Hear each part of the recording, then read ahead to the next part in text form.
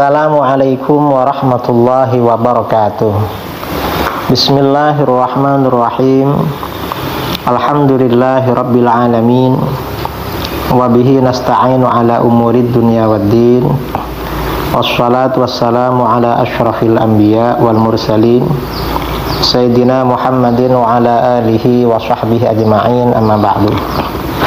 Saudara-saudara kaum muslimin, khususnya kaum muslimah dimanapun Anda berada, bagaimana hukumnya seorang wanita tampil membaca Al-Quran di acara haflah yang di situ banyak laki-laki laki-laki ajnabi, atau membaca Al-Quran melalui radio, televisi, dan media sosial.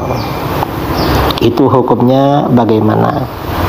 Nah, yang pertama yang perlu dijelaskan bahwa mengumandangkan suara di dalam Islam, yang pertama, yang umum itu dilakukan ketika azan.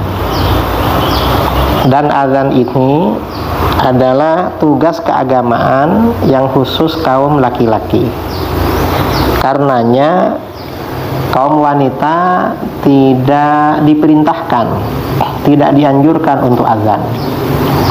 Dan seandainya ada wanita mengumandangkan azan, maka azan laki-laki masih tetap dianjurkan, karena azannya wanita tidak mencukupi syarat bagi memenuhi hukum ini.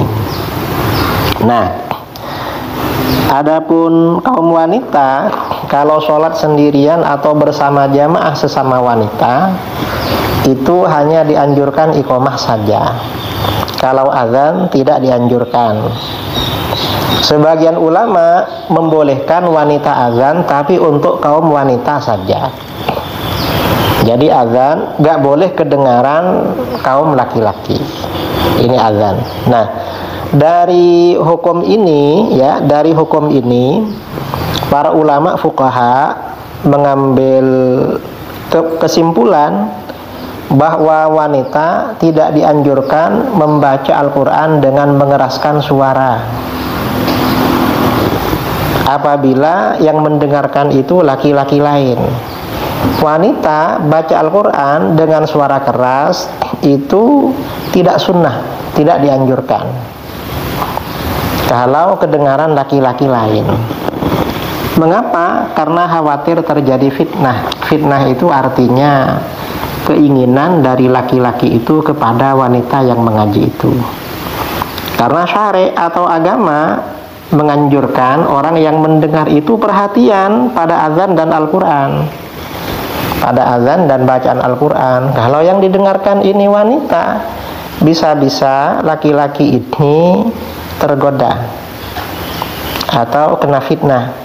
Sedangkan agama sangat berkepentingan, sangat menginginkan menjauhkan apa saja yang menyebabkan terjadinya fitnah, walaupun melalui suara. Cuman kata sebagian ulama, tidak ada dalil syar'i yang menyimpulkan perempuan mengeraskan suara dengan Al-Quran haram. Yang menyimpulkan haram tidak ada. Itu hanya ijtihad para ulama. Cuman ijtihad para ulama mengatakan itu haram. Seperti di dalam kitab Hasyiah At-Tarmasi ala Minhajil Qawim, Hasyiah Tarmasi. Itu wanita mengumandangkan Al-Quran, membaca Al-Quran menjadi qari'ah di depan jamaah laki-laki dan perempuan, itu hukumnya haram. Cuman kata ulama modern seorang mufti dari Yaman, Sayyid Abdullah bin Mahfud Al-Haddad, itu ijtihad para ulama. Kalau nas syar'i yang mengatakan haram tidak ada. Tapi paling tidak hukumnya makruh, kata beliau. Wanita membaca Al-Quran dengan mengeraskan suara dan azan, paling tidak itu hukumnya makruh. Lebih-lebih kalau baca Al-Quran seorang wanita itu live atau disiarkan melalui televisi atau radio atau YouTube atau Facebook, itu lebih makruh lagi. Mengapa? Karena itu akan menimbulkan fitnah. Walaupun tidak ada yang mengharamkan, tapi paling tidak makruh. Cuma para ulama mengatakan haram di dalam masalah ini. Dan ini memang banyak terjadi ya di negeri kita. Ketika acara haflah, kadang-kadang seorang qari'ah perempuan tampil ke depan membaca Al-Quran, dan jamaahnya laki dan perempuan. Ini minimal hukumnya makruh, kata Sayyid Abdullah bin Mahmud Al-Haddad. Kalau ulama-ulama dulu seperti dalam Hasyiah Kubra karangan Imam Muhammad bin Sulaiman Al-Qurdi Al-Madani atau Hasyiah Tarmasi, itu hukumnya haram. Nah, demikian ya penjelasan ini dari kitab Fatawa Tahumul Mar'ah karangan Sayyid Abdullah bin Mahmud Al-Haddad. Mudah-mudahan bermanfaat. Assalamualaikum warahmatullahi wabarakatuh.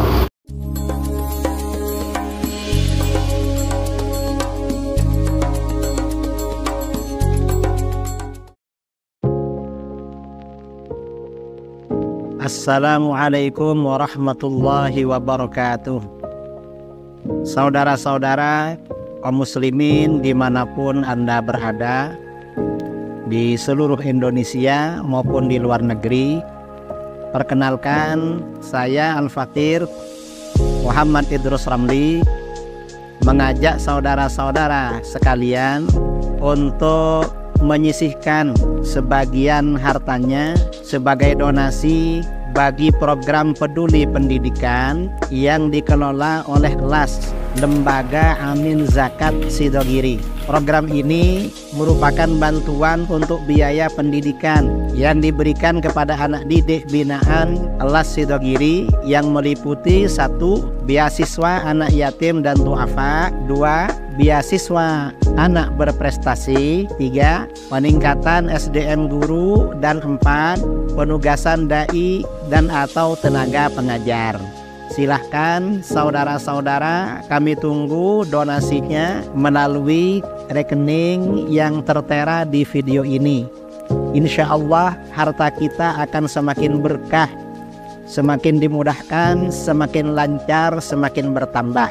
Amin, Allahumma amin. Dari saya, Assalamualaikum warahmatullahi wabarakatuh.